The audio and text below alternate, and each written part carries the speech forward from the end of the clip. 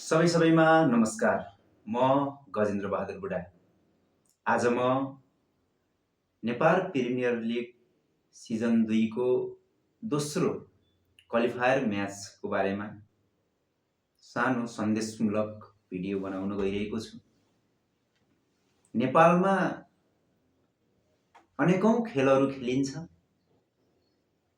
धेरै खेलहरूमा भाग लिन्छन् साथीहरूले। धेरै खेलहरूमध्ये एक खेल हो क्रिकेट। विश्वव्यापी फुटबललाई प्राथमिकता दिए तापनि एसियन कन्ट्रीहरूमा तीव्र विकासमा रहेको क्रिकेट खेल नेपालमा अग्रपन्थीमा रहेको छ।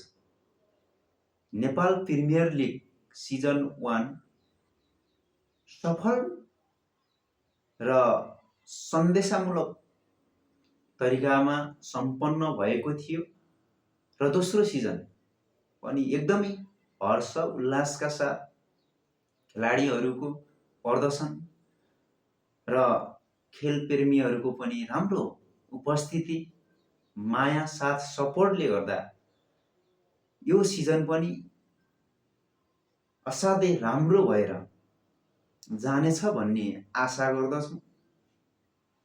र आज रहेको दोस्रो qualifier match Lumbini Lions versus Biratnagar Kings बीच रहेको छ। आजको म्याचमा पनि सदाझै हामी सम्पूर्ण खेलप्रेमी साथीहरू, दाजुभाइ दिदीबहिनीहरूले अथाह माया दिनेछौँ भन्ने आशा छ। क्रिकेटमा एउटा खेलाडीले मात्र जितेको हुँदैन, एउटा टिमले मात्र जितेको हुँदैन, सिङ्गो देशले नै जितेको हुन्छ।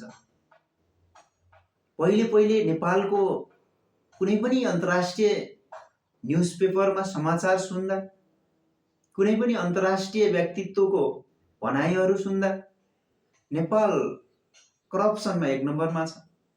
नेपाल कुनै त्यस्तै अनेकौं नराम्रो कुराहरूमा 1 नम्बरमा छ, 2 नम्बरमा छ भनेर श्रेणीमा गनिन्थ्यो। तर विगत 2 वर्ष यता क्रिकेट जगतमा तीव्र विकसित देशहरूमा अग्रपन्थीमा नेपाल पनि पर्छ भनेर समाचारहरू सुन्न पाइन्छ। खुसी लाग्छ।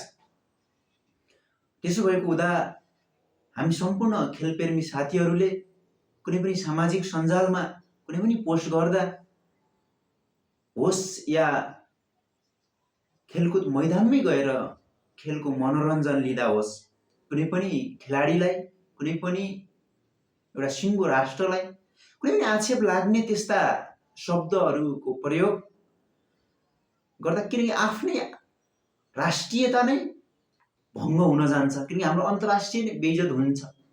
त्यसो भएको हुँदा हामीले खेलको मजा लियौँ र नेपाली खेलका खेलाडीहरूलाई एकदमै प्रोत्साहन दिउँ, माया दिउँ, सपोर्ट दिउँ। त्यही भन्न चाहन्छु म। आजको म्याचमा दुवै टिम लुम्बिनी लायन्स र विराटनगर किङ्स दुवै टिमलाई बेस्ट अफ लक भन्न चाहन्छु। र आउँदा हाम्रो फाइनल म्याच पनि हामी सबैजना प्रत्यक्ष अप्रत्यक्ष रूपमा, भौतिक रूपमा ग्राउन्डमै गएर होस् या हामी अनलाइनबाट डिसोम मार्फत होस्, हामीहरू खेलको मजा लिने नै छौँ।